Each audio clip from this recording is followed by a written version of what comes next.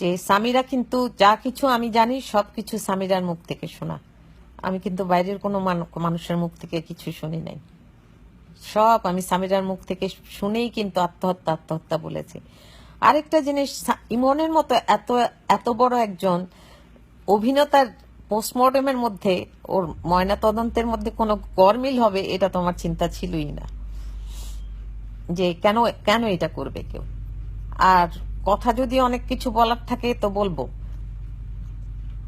যেহেতু অনেক টায়ার্ড হয়ে আছি, যেহেতু বাসায় আসছি অনেকদিন পরে, বাসাটা এত অগোছালো ছিল, গুছাতে হয়েছে, অনেক টায়ার্ড হয়ে আছে। আর মানুষও ফোন করছে, আমিও ফোন ধরতে পারি না। পরিবারের সবাই আমার উপর নাখোশ এই জিনিস করার জন্য। আমার কিছু করার নাই। আমার ছেলেও বলে যে আমি নাকি ঝামেলা নিয়ে আসিনি, যে ঝামেলা নিয়ে আসা যদি সত্যকে গোপন তো করতে চাই না, এই জন্য যে কোরআন শরীফে পড়েছি জেনে শুনে তোমরা সত্যকে গোপন করো না।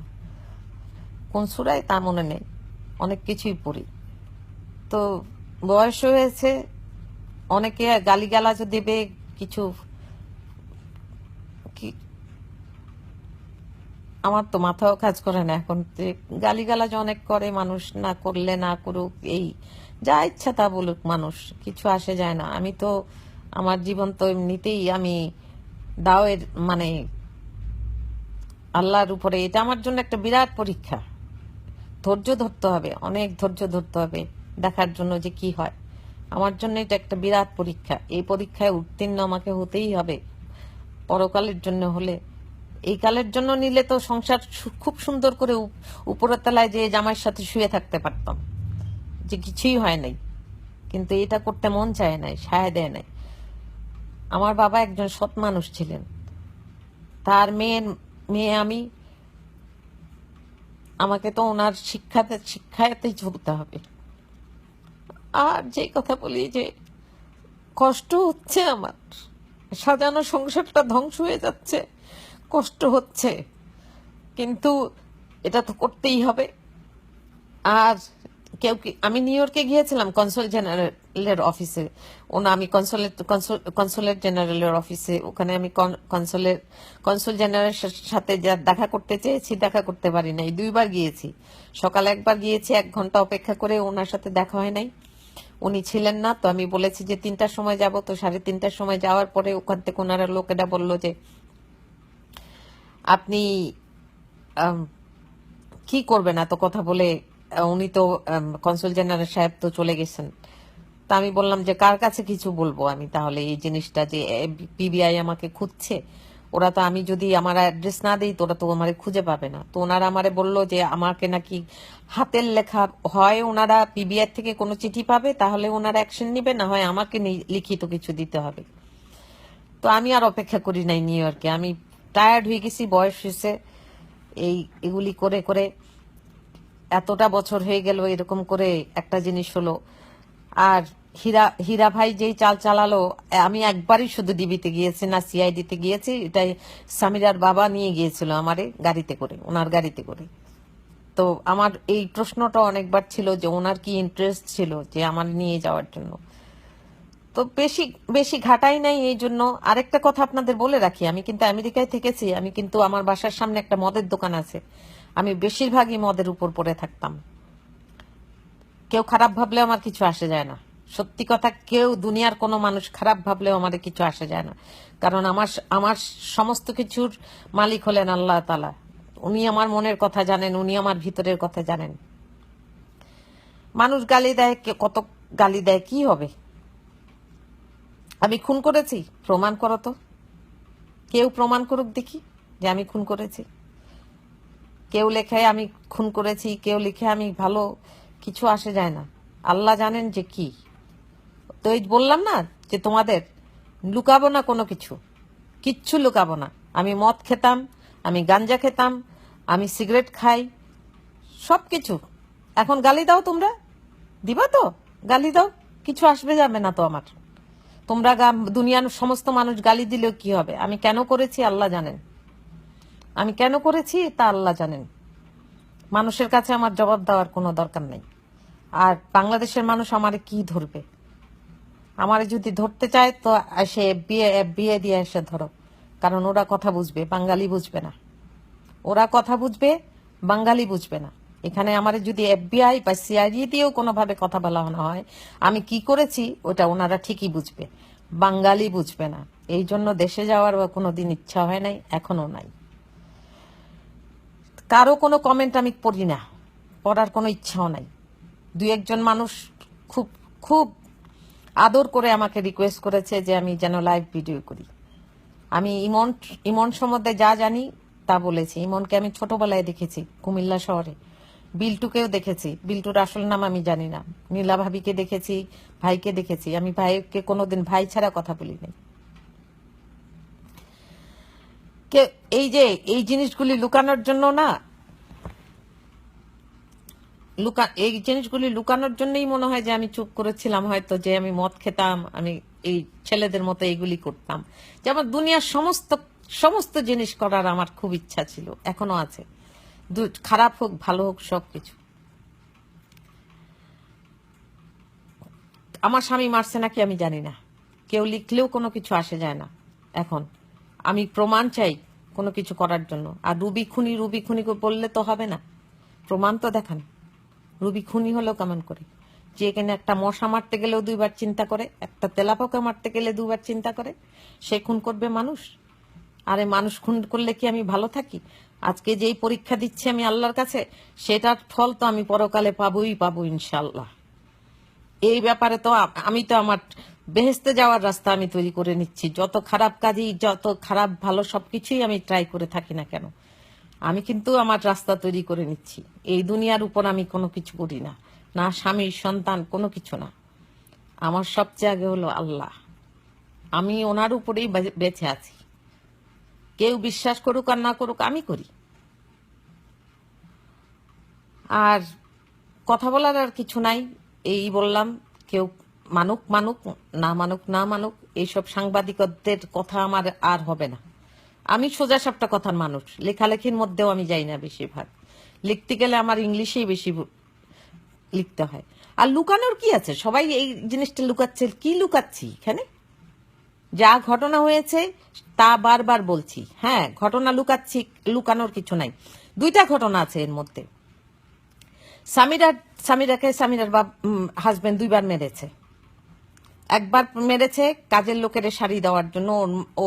ওর নীলা ভাবি একটা শাড়ি দিয়েছিল সামিরাকে, সেই শাড়িটা কাজের লোককে দিয়েছে, এই জন্য ইমনুকে মেরেছিল। এটা কিন্তু আমার মুখের কথা না, এটা সামিরার কথা। সামিরা আমাকে ডেকে নিয়ে এই কথা বলেছিল।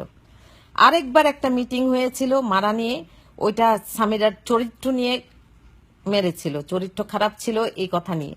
কিছু কিছু পরিচালক ওইখানে ছিল ওই মিটিং এর মধ্যে। নীলা ভাবি ছিল, ভাই ছিলেন, মানে নীলা ভাবির হাজবেন্ড ইমনের বাবা, আর লুসি ছিল। লুসি মানে সামিরার মা, সামিরার বাবা ছিল না। আর ওখানে আমার মনে আছে যে জেনারেল শওকত ছিলেন ওখানে। আর কিছু পরিচালক ছিলেন, ছবির পরিচালক ছিলেন। আমি তো আর ওদের চিনতাম না। তো ওই দিনের ঘটনা আমার মনে আছে, মাসটা ছিল অক্টোবর মাস।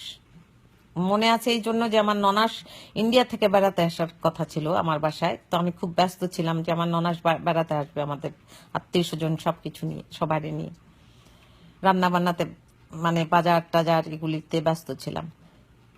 তো আমার হাজবেন্ডকে কিন্তু এখনো দোষ দিবেন না। আমি যেই কথা বলেছি এটা আমার জানের ভয়ের ছিল দেখি। আমি ভিডিও করার পরে তারপর যে আমি আর জানের ভয়ের করি নাই। আর ভিডিওটা কিন্তু আমি ফেসবুকে পোস্ট করেছি মানুষের জন্য না, আমি এটা নীলা ভাবির জন্য একটা মেসেজ ছিল। আমি মানুষের কথা মানুষের কিন্তু বলি নাই। আমি বারবার বলছি নীলা ভাবি কিছু করেন, বা সমস্ত মেসেজটাই ছিল নীলা ভাবির জন্য। এইসব ভাইরাল টাইরালে আমি সব বিশ্বাস করি না। কি ভাইরাল হলো কি হলো না হলো, যখন পোস্ট করেছি ভাইরালের জন্য না, জাস্ট নীলা ভাবির খবরটা জানানোর জন্য যে এখানে এটা আত্মহত্যা নাও হতে পারে, এটা খুন হতে পারে। আমার মুখ দিয়ে অন্যর কথা বের হয়ে গেছে। যাই হোক, কে কি মনে করলো আমার কিছু আসে যায় না। আসতো যেত যদি, তাহলে জামাইয়ের সাথে এই টক্কর নিতাম না। এরকম কয়টা মেয়ে এরকম করে আমার মতো? এই কথাটা বলেন, যে এই বুড়া বয়সে যে আমি জামাই ছাড়বো? মাথা খারাপ? জামাই ছাড়লে আমার জামাই আমার ডিভোর্স দেখ। আমি তো আজকে বলেছি ওকে যে কি জন্য একসাথে যদি ভালোবাসা যদি না থাকে, থাকার কি জন্য একসাথে? এই জিনিসটা অনেক কিছুই কথা হয়েছে, কিন্তু ইমনের মৃত্যু নিয়ে কোনো কথা হয় নাই। সামিরারে নিয়ে কথা হয়েছে, ফোনে মানুষ ফোন করেছে, ও কথা শুনেছে। তো আমার লুকানোর আর কিছু নাই। রুবি সব খারাপ কাজই করেছে, খুন করে নাই। খুন করার সাহস আমার নাই। আর বারবার কে জিজ্ঞেস করে কেন মানুষ যে আমি চুল ছোট করছি, চুল আশ্রাই না আমি। চুল আশ্রাতে আমার পছন্দ না, আমার সময় নাই। আমেরিকাতে সময় নাই। চাকরি করে, বাসা গুছিয়ে, বাজার করে, রান্না বান্না করে, কাপড় চোপড় ধুয়ে আমাদের সময় নাই। চুল বাঁধার সময় নাই। বুঝতে পেরেছেন? আর যেখানে আমি বাবুর্চির কাজ করি, তো আরেকটা কথা বলি, কুক বলি নাই, শেফ বলি নাই, বলছি বাবুর্চি বাংলায়। ইংলিশে কিন্তু আমি কথা বলতে পারি, খুব ভালো ইংলিশ বলতে পারি। আপনাদের সাথে ইংলিশেও কথা বলতে পারি, কিন্তু বলবো না। বাঙালি তো।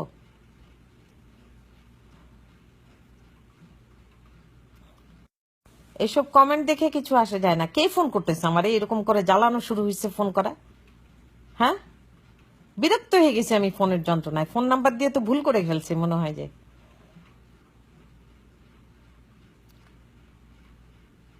বারবার বলছি এক কথা, যে যেটা বিশ্বাস করেন কিছু আসে যায় না। যদি FBI CID নিয়ে আসেন, কথা বলবো। তারপর বাঙালির সাথে কথা বলবো না।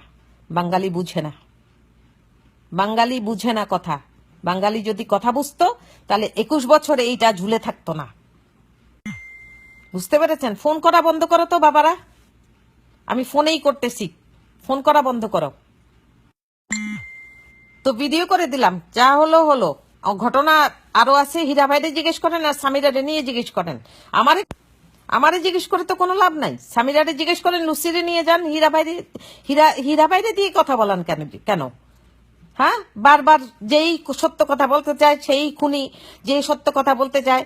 আর বারবার আমার স্বামী মারছে। আমি একটা মুখ দিয়ে কথা বলে ফেলছি, আমার স্বামীর প্রমাণটা আমি পেয়ে নেই, তারপর আপনাদের দেখাবো যে স্বামী মারছে নাকি। বাংলায় কথা বলি তো, ইংলিশে কথা বললে তো আরো চলে যাবেন। মজা লাগে না, না? আমি কোন দেশি? আমি মানুষের দেশি। আমি এই এই দুনিয়ার দেশি। কোনো দেশ নাই আমার। আল্লাহ যেখানে রাখছে সেটাই আমার দেশ। মানুষ জিজ্ঞেস করে যে আমি কোন দেশি, আমি বাঙালিও না, আমি কোনো জাতি না। আমি হলাম মানুষ জাতি। কেউ বিশ্বাস করুক আর না করুক, আমি থোড়াই ভদ্র দেখছেন, অভদ্রতাও দেখেন। ভদ্রভাবে বলছি, বুঝেন নাই। বাঙালি কি জিনিস আমি বুঝি না, বারবার বলে দিচ্ছি। আমি মানুষ জাতি বুঝি। যে এইখানে থাকি সেটাই আমার দেশ। আমি আমেরিকান মানুষ, এখন আমি আমেরিকাতেই থাকি, আমি আমেরিকান, আর কিছু না। বাংলাদেশে যাব কিনা সেটা তো আল্লাহ রাখবেন, যে আমার তকদির কোন দিকে কি আছে। যেই যা বলুক, এরপর থেকে আর কোনো কথা বলবো না। রিকোয়েস্ট করছে আমার সেফটির জন্য বা কোনো কিছুর জন্য ইমনের ব্যাপারে। আমি সালমান শাহরে চিনি না, আমি ইমনরে চিনি। সালমান শাহ কে ছিলেন আপনাদের কাছে? সালমান শাহ আমার কাছে ও ইমন ছিল। আর নীলা ভাবিও তা ভালো করে জানে যে ও আমার কাছে ইমন ছিল। ও সালমান শাহ আপনাদের কাছে ছিল, আমার কাছে ও একটা বাচ্চা মানুষ ছিল, আমার ছেলের মতো।